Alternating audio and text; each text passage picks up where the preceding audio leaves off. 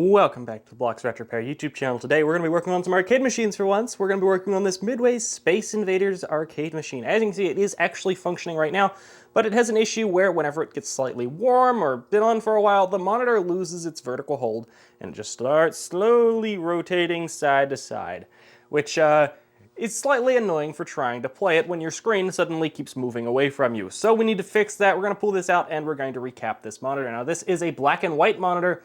And while on a normal CRT, if you break something, you have a somewhat of a chance of finding a replacement part. On these black and whites, good luck. So we have to be very careful on not breaking anything because the parts for these are extremely hard to come by. So we're going to pull this cabinet the rest of the way out from the wall, open it up, and pull out this CRT board. I'm not going to pull out the whole monitor because I shouldn't need to.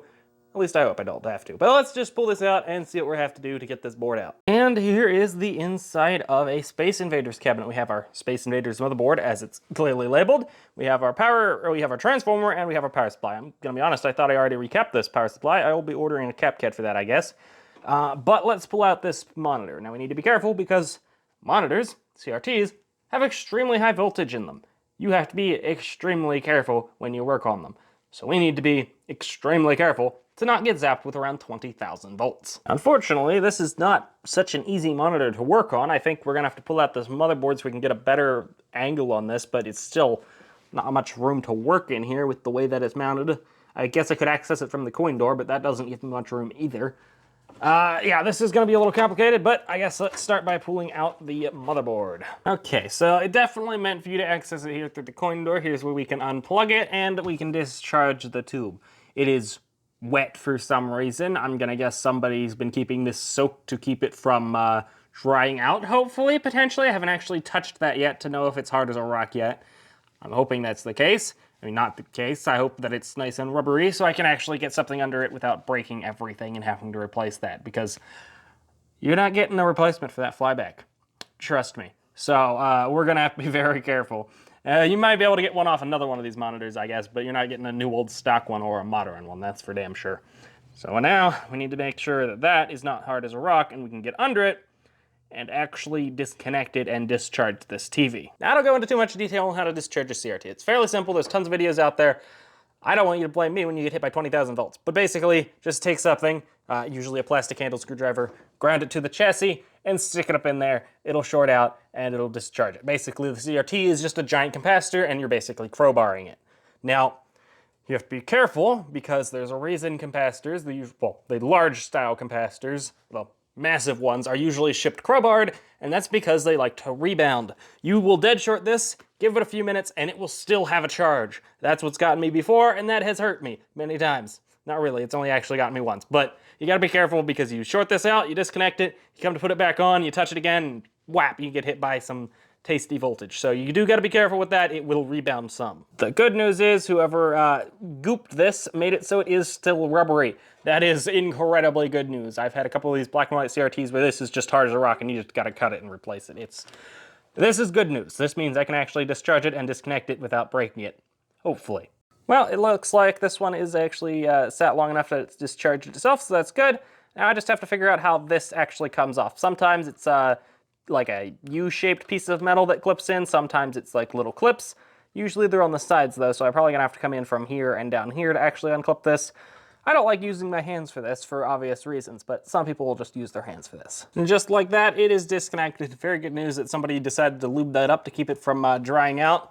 That's awesome. Not sure what they actually used. I'm not sure if they used a dielectric grease or what, but it worked really well. Don't like that that just bent so easily and softly. That's a very bad sign. That means it's probably broken right there. That's not great. But I guess we'll find out when we pull the rest of this chassis out. Now here's where things get even more annoying. Our deflection coil doesn't actually have a plug. It just has 4 wires that plug on that we're gonna be very careful and line back up the correct way. Otherwise we might kill that neck coil. That'll be very bad. Normally they have a plug like that somewhere on the board that cannot be plugged in wrong. So you need to make sure of that on these, of which wires go where. I'm gonna have to clean some dust off those before I unplug them, figure out which color go where, record that so I don't forget that, and then we'll be able to plug it back in correctly when we're done. That is the deflection coil. Basically, the electron gun shoots your thing up, and that makes electronic fields to pull the beam to the sides of the screen and all that fun stuff. It's magic. I'll put it that way. That's a little bit easier to understand. You shouldn't need to do this, but I don't trust shit on this thing. This is an old TV, so safety was not #1 priority. We're just making sure absolutely nothing has a charge. And I'm still not gonna trust that because that filter cap could also still have a charge. Looks like here on the front, we have a green one. Here on the front, closer to that, we have, looks like a red one behind that. Let's go to the other side and see what the other two are. I swear to God, if they're green and red too, I'm gonna be mad. Okay, so here on the back, the closer one to the back is yellow, and then this one looks to be a black, maybe a green line. Okay, so I think that'll be enough to figure out where all of those go. Now we also have to be very careful because I don't want to just yank on these and break this probably very brittle plastic that is this neck coil. Oh, come on, there we go. And now finally we need to disconnect the actual neck, which normally there's a neck board on a more modern TV, but these black and whites tend to just have a little disc there. So we just need to unplug that. Well, normally you'd pull straight down, but they put a heatsink right below it. So what we're gonna have to do is pull this chassis out, and as we pull the chassis out, pull that off. Awesome, how convenient. Now we just need to unbolt it there and on the other side, and we should be able to slide this whole chassis board out. Finally, before we actually start to pull this out, I just dropped my other phone, we have to unbolt the world's loosest ground strap. That should not be like that. Don't have that like that, okay. I never touched this CRT, so I'm gonna blame the last person that worked on that. We just need to unscrew that, as that is our ground strap that connects and grounds the other side of the capacitor, basically. Yeah, that could be problematic. Look at that. That is some delicious, almost 45-year-old dirt. So, over 45-year-old dirt, actually, 1978. So, luckily, it actually looks like that is not broken. That just, the piece of rubber isn't set down in there far enough. There we go. That's fixed, boom, one problem solved. But to go any further, we need to unbolt the rest of this chassis from this board because while this is the PCB, there's a wire mess under this, I'm almost certain. So let's unbolt this, then we're gonna clean this board because that's disgusting. And then we're gonna clean the rest of this once we get it all disassembled. But first, let's unmount this. It looks like we just have some, just some bolts underneath there. We'll pull those off. Take a look at what we're dealing with. You know what, that's not near as bad as I was expecting. There's the bottom of that PCB. I mean, it's actually fairly clean in here. Usually these are pretty wired messes from what I've seen, but this one looks pretty good. We got a little bit of heat generated off that resistor, but it's a ceramic resistor. That is what they do. So, looks like we do have a cap down here we're gonna replace. That one also is probably gonna get replaced. Let's pull this board out. We'll have to recap the stuff on the board. I have a cap kit for it. We'll see what it actually included. Hopefully all of those caps, but we'll see. Got it here on the bench. We're gonna take off this PCB. We just gotta twist these little hold downs into the release position. Okay, I don't know why that one doesn't want it. That one twisted just fine. Now we need to clean this chassis. Now we're gonna actually ultrasonic clean this. Now you have to be careful when you're ultrasonic cleaning a PCB like this because we're gonna have to make sure we dry it very well. And we're gonna have to use some isopropyl alcohol once it's done to push out any water that's in the potentiometers and all that fun stuff. This might not be the best solution, but it's gonna make this a million times cleaner. So I think this is just the easiest way that we're gonna have to do this. Because if you try to sit here with a toothbrush, you're not gonna get into all the cracks and crevices. An ultrasonic cleaner is gonna have this looking mint. A little bit of corrosion removing solution in this, which is why it's slightly discolored, but let's just... Now we let that run for a little while. That is looking so much better. Now I'm gonna rinse this off. I've rinsed it off with some isopropyl alcohol. Now we're gonna let it bake in the oven at a very low temperature just to dry it off a little bit quickly. While all that's happening, we need to go ahead and clean the rest of this frame. I don't really wanna drop this in the ultrasonic cleaner because I don't wanna be waiting a week for the transformer and the flyback to dry. So I'm just gonna give this a nice scrub down. Okay, well, this fell off. It looks like there's a metal hook there that just kinda grabs onto the spring in there. So looks like it just kind of twists in, so we'll be able to put that back, but oh well, let's continue cleaning. Cleaned up, that's looking absolutely fantastic. This one was manufactured in 1979, so it's not a first-gen Space Invaders cabinet, but early enough.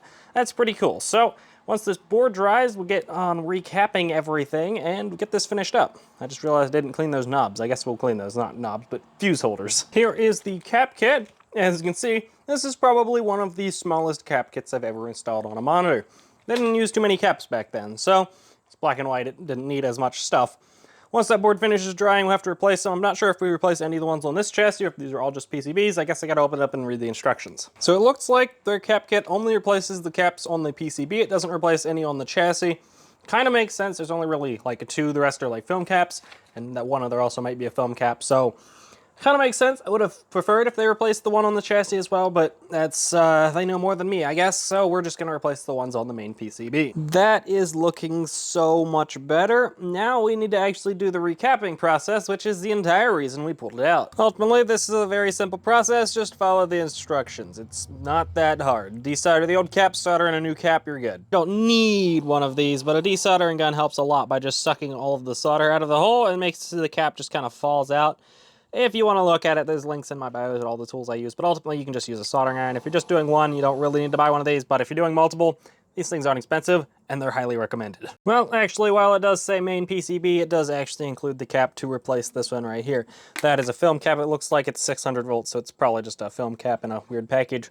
So that makes sense. They are replacing all of the electrolytics. So we're just going to pull that out and slap in our new one. Now, interestingly, it doesn't actually replace all of the electrolytics. This is a 4-in-1, and they didn't replace that. Understandably, that is a monster to replace being a 4-in-1, but I guess technically that could still cause issues, but it might be a filter cap. Judging by its location physically, it's probably a filter cap. I'm not sure why there's so many different internal caps to be a filter cap, but if we still have issues, I might look into that, but it's probably fine. Now I'm just slowly, evenly working this thing down on all of these connectors, making sure they're all going in correctly till we get it fully seated down in. It's not the quickest process. You don't want to go quick and just, you know, bend the board too much and break it. So just be careful and just slowly push it down on. Just like that, I put our locking tabs back in place. Now we need to reattach this wire here and hopefully reinstall this in the cabinet and not have any major issues. I believe this kind of just goes in here and twists. For a little bit more looking, I think it actually just kind of sits in there. I also went ahead and cleaned this board, so the board's ready to slap this bad boy back on. I actually made it so this ground strap is actually tight now. Now I'm going to rewatch my footage so I remember which wire goes in where. I believe a yellow one goes. I'm not even going to say anything. I'm going to rewatch the footage. There we go. That should be good for that. Now we just need to plug in our two in the front. Just like that. That should be hooked up. Now we just have to put our high voltage thing back in. I'm gonna grab my screwdriver and actually make sure that this CRT didn't rebound any. It did not, we are good, okay. Just like that, we have that seated. It shouldn't leak. That is a pretty decently rubbery thing still. If it does, we'll have to add some more dielectric grease. I probably should, but I don't know where my dielectric grease is, so it'll be fine. Now, let's plug in our monitor, I guess, that'll help. And then we can plug in this cabinet and see if it goes kabang. I almost forgot to put the PCB back in. That, well, I guess we'd know if the thing exploded, but we wouldn't know if it worked without this. Moment of truth.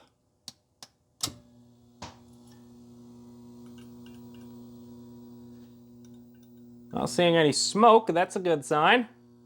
Let's see if we have any picture. And no picture. It'll get you every goddamn time. It didn't explode. Let's see if we have any picture though. Give it a minute. Yes, the picture is arriving. That looks absolutely fantastic. The picture is there, which means I don't know if it's fixed because it takes a long time before it starts to roll. So I had it on for a few hours before I even started filming this, hoping I'd get a video of it rolling, but unfortunately I never did. So unfortunately I have no idea if it's fixed, but it's not broken. So, it may not be fixed, but it's different. Now we just have to put this machine away, which this machine is my favorite machine. Not because of its gameplay, not because of how I got it, but strictly because I put it on wheels, and I put it on nice, really overkill wheels that roll beautifully. And it is by far my favorite machine because whenever I need to, I can just pull it out and push it back in, which is great because Centipede is beside it, and Centipede is like my least reliable machine for some reason. I can just push it around with just one hand. It is absolutely beautiful. I highly, highly recommend that you put your machines on wheels, but the video wouldn't be complete without making sure it works.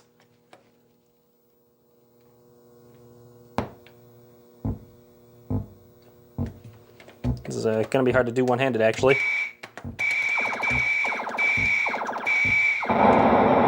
It's very hard to do one-handed, but it works. So we are absolutely golden.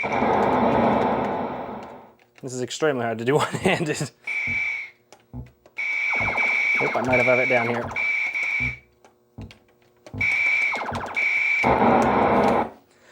Well, it's hard to do one-handed, but it is now functional, which it was before. But hopefully now it's functional in after being on for a few hours and no longer loses its vertical hold, I guess. Next, I gotta work on one of my million other machines that are broken. Title fight, I'm looking at you. This is why you will just never get this kind of a look out of an emulation machine. This looks so good with this 3D effect that you get off these original Space Invaders cabinets. These look incredible. These are a machine that you really just cannot emulate properly.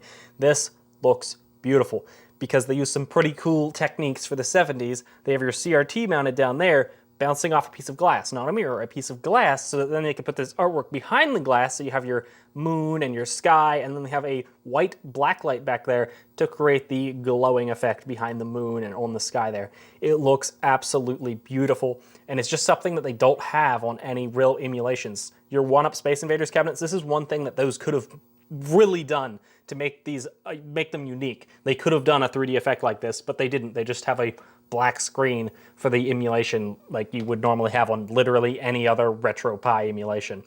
So ultimately, I don't know how I got onto one-ups, but they could have done a lot better job with one-ups if they just simply took tricks that they did in the 70s and put them on the actual arcade machine, stuff that was really hard to emulate. Like, again, this awesome 3D effect. But if you like what you saw and you want to see more arcade repairs or any other kind of repairs that I might do, please leave a like and subscribe. I'll see you next time.